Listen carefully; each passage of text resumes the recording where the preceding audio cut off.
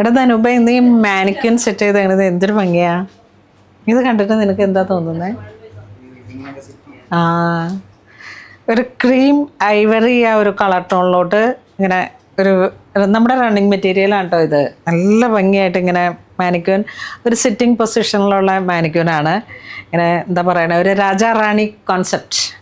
അപ്പോൾ ഇതിൻ്റെ running material ഇങ്ങനെ ഹാൻഡ് വർക്ക് തന്നെ വന്നിട്ടുള്ള ഒരു മെറ്റീരിയലാണ്. 60 ഇഞ്ച് വീതിയാണ് വരുന്നത്. അപ്പം ഇതിൻ്റെ ധാവണിയായിട്ട് സെറ്റ് ചെയ്തത് ഈ ഒരു കണ്ടോ, ഫുൾ ഹാൻഡ് വർക്ക് വന്നിട്ടുള്ള റണ്ണിങ് മെറ്റീരിയലാണ്. പിന്നെ ബ്ലൗസ് പീസ് സെയിം ആയിട്ട് കൊടുത്തു. ആ കട്ട് വർക്കിൻ്റെ ഒരു ഭംഗിയും ഈ മെറ്റീരിയലിലേക്ക് കട്ട് വർക്ക് വന്നിട്ടുണ്ട്. അപ്പോൾ ആ സ്ലീവിനെ ഡെക്കറേറ്റ് ചെയ്തത് ആ ഒരു കട്ട് വർക്കും പിന്നെ ഒരു സീറ്റ് കോട്ടിൻ്റെ ഡിസൈനും എല്ലാം കൂടെ ചേർത്ത് ഇങ്ങനെ ഈ ഒരു ഡിസൈനിങ് സ്റ്റൈലിലൊക്കെ നമുക്ക് ക്രിയേറ്റ് ചെയ്യാൻ പറ്റുന്ന നമ്മളുടെ റണ്ണിങ് മെറ്റീരിയൽസ് ഉണ്ട്.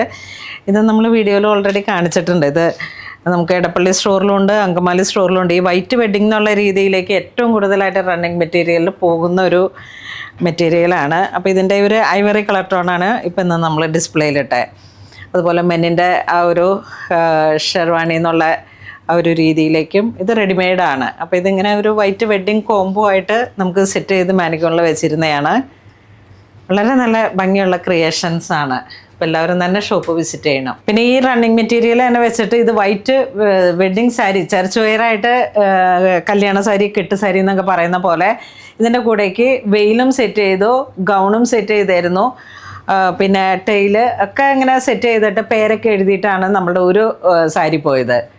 അപ്പോൾ അങ്ങനെയുള്ള ക്രിയേഷൻസാണ് നമ്മളിവിടെ കൂടുതലായിട്ട് ചെയ്യുന്നത്. നമ്മളുടെ ഓൺ സ്റ്റിച്ചിങ് യൂണിറ്റ് ഉണ്ട്. അപ്പോൾ എല്ലാവരും തന്നെ ഷോപ്പ് വിസിറ്റ് ചെയ്യണം. താങ്ക്